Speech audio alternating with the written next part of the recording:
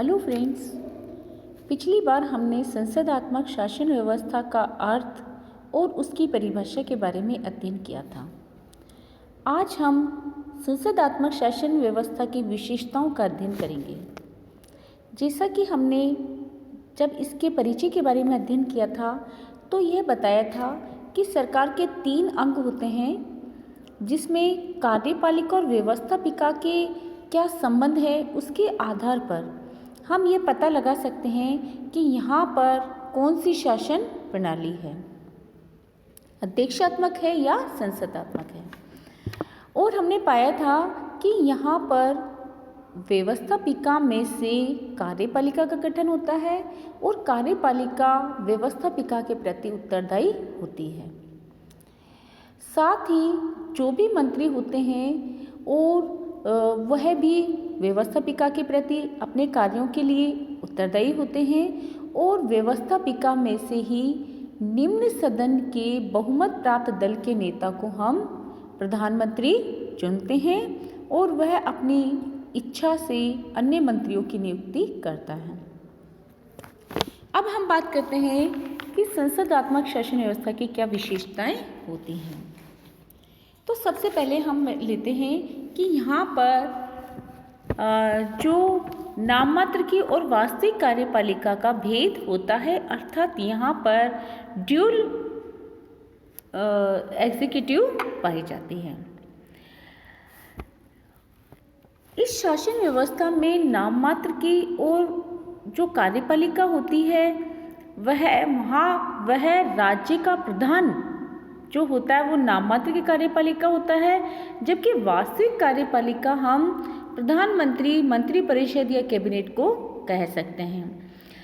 जैसे नाममात्र की कार्यपालिका के अंतर्गत हम ले सकते हैं कि ब्रिटेन की जो किंग या क्वीन है या फिर जो भारत के राष्ट्रपति हैं, ये नाममात्र की श्रेणी में कार्यपालिका की श्रेणी में आते हैं, जबकि प्रधानमंत्री और उसका मंत्रिमंडल वास्तविक कार्यपालिका अर्थात वास्तविक कार्यपाल की शक्तियों का उपभोग करते हैं।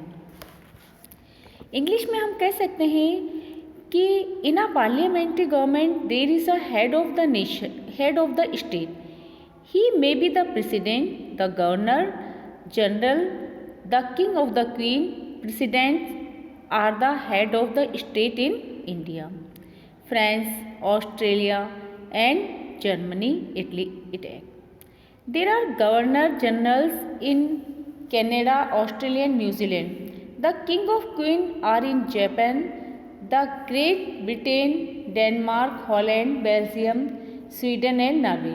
The main feature of a parliamentary government is the constitutionally the head of the state enjoy many powers, but in practice he does not utilize those powers. In practice, the powers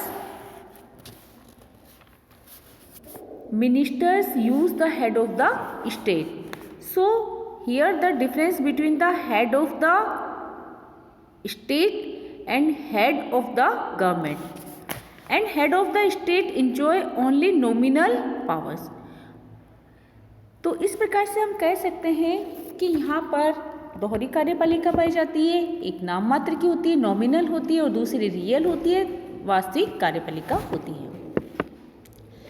next विशेषता हम लेते हैं कार्यपालिका में व्यवस्थापिका में घनिष्ठ संबंध। यहाँ पर दोनों में घनिष्ठ संबंध पाया जाता है। क्यों पाया जाता है? जैसा हमने शुरू में बताया था कि यहाँ पर executive will be elected by the legislature and he is responsible to the legislature. तो इसीलिए यहाँ पर कार्यपालिका का गठन व्यवस्थापिका में से ही किया जाता है और वह उसके प्रति ही उत्तरदायी होती है। नेक्स्ट हम बात करते हैं क्लियर एंड स्टेबल मेजोरिटी, स्पष्ट और स्थायी बहुमत। In a parliamentary government, the administration is run by the majority party. The head of the state invites the leader of the majority party become the prime minister and he submits a list of his colleagues to the head of the state. The head of the state appoints them as ministers. In this way, a cabinet is formed. The minister remains in office so long as they have the majority support in the lower house. In the event of losing the majority support, they tender their resignation. In the countries where there is biparty system, the formation of government becomes easy. But where there is multi-party system, it becomes difficult because of the absence of a clear majority of a single party. तो इस प्रकार से हम कह सकते हैं कि यहाँ पर स्पष्ट और स्थायी बहुमत होता है।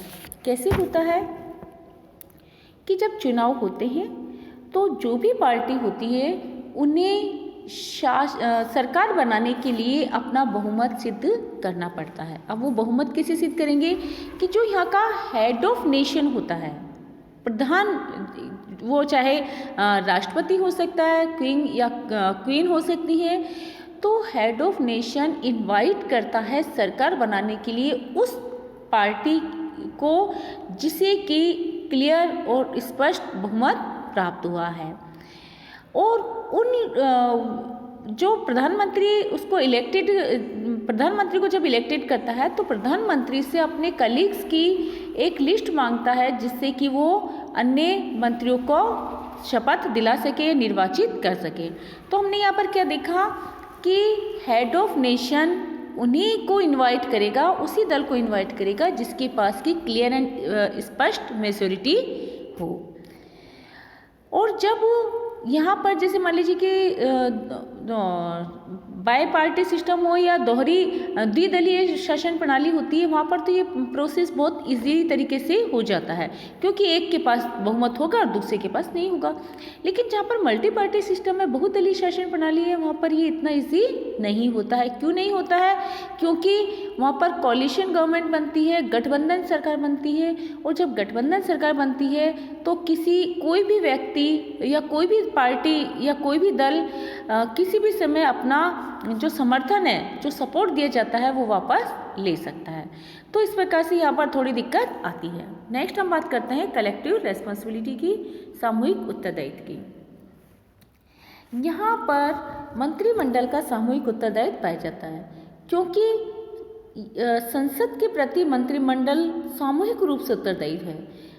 प्रशासनिक नीति निश्चित करने का कार्य मंत्रिमंडल द्वारा सामूहिक रूप से किया जाता है और मंत्रिमंडल सबसे बड़ी बात है कि एक इकाई के रूप में कार्य करता है और सभी मंत्री एक दूसरे के निर्णयों और कार्यों के लिए उत्तरदायी होते हैं। अर्थात कोई पर्टिकुलर व्यक्ति मंत्री अपने कार्य के लिए अकेला ही उत्तरदायी नहीं होता, बल्कि पूरा का पूरा मंत्रिमंडल उसके कार्य के प्रति भी उत्तरदायी होता है। यदि संसद का निम्न सदन किसी एक मंत्री के विरुद्ध अविश्वास का प्रस्ताव पारित करता है तो पूरे मंत्रिमंडल को ही त्यागपत्र देना पड़ता है। हम कह सकते हैं कि another feature of the parliamentary government is that the cabinet is collectively responsible to the parliament. It means that once a decision is taken by the cabinet, it becomes the responsibility of each minister to support it in and outside the parliament. Despite the fact that he had not agreed to it in the cabinet meeting, for the administration and policies every department of the government, the ministers are collectively responsible to the parliament even if that a policy is related to the department of a single minister. Next हम देखते हैं व्यक्तिगत उत्तरदायित्व। प्रत्येक मंत्री अपने अधीन विभाग का प्रबंधक होता है क्योंकि हर मंत्री हम जानते हैं कि अपने विभाग का अध्यक्ष होता है और वो उसे विभाग को चलाने के लिए विधानमंडल के समक्ष उत्तरदायी होता है। हम कह सकते हैं इंडिविजुअल रेस्पॉन्सिबिलिटी के अंतर्गत where is the minister are collectively responsible to the parliament, they are also responsible individually for their respective department. The member of the parliament can put questions to minister and also criticize his department. The minister can tender his resignation if he so desires. For example, when in October 1962 China invaded India on a massive scale, our armed force had to retreat in northeast frontier agency. The entire responsibility for this debate was thrust on the then defense minister, Mr. V.K. Krishna Menon. He was bitterly criticized by the press, the parliament and the people, with the result that he submitted his resignation to the late Prime Minister Jawaharlal Nehru. सो हम कह सकते हैं कि हर व्यक्ति हर मंत्री न केवल सामूहिक रूप से उत्तरदायी होता है, बल्कि व्यक्तिगत रूप से भी अपने डिपार्टमेंट के लिए उत्तरदायी होता है। नेक्स्ट है संसद की सदस्यता, मेंबरशिप ऑफ द पार्लियामेंट। हर मंत्री को यहाँ पर मंत्री और प्रधानमंत्री को संसद का सदस्य होना आवश्यक है। अगर प्रधानमंत्री किसी भी ऐसे व्यक्ति को मंत्री बनाता है जो उस समय संसद का सदस्य नहीं है, तो वो ऐसा कर सकता है, लेकिन एक निश्चित अवधि के बाद उसे क्या करना होगा, निश्चित अवधि के बाद उसे सदन की सदस्यता हासिल करनी होगी। जैसे मान लीजिए कि चुनाव होते हैं, उसमें चुनाव नहीं लड़ा, तो उसके लिए उपचुनाव के अंतर्गत वो सदन की सदस्यता हासिल कर सकता है, उस उपचुनाव में चुनाव लड़कर। Membership of the parliament, it is essential for the members to be the member of the parliament. If anyone who is not the member of the parliament is appointed as a minister by the head of the state on the recommendation of the prime minister, he or she has to seek the membership of the parliament within a fixed period in India. This period is 6 months.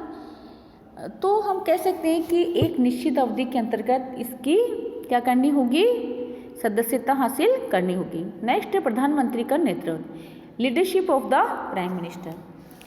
संसदीयात्मक शासन व्यवस्था में प्रधानमंत्री का नेतृत्व की पद्धति को अपनाया जाता है और प्रधानमंत्री ही मंत्रिमंडल का नेता होता है। वह मंत्रियों की नियुक्ति करता है, उनके विभागों का वितरण करता है और उनके कार्यों में सामंजस्य स्थापित करता है, उनके विभागों का निरीक्षण भी करता है और उन्हें अपने पद से हटा भी सकता है।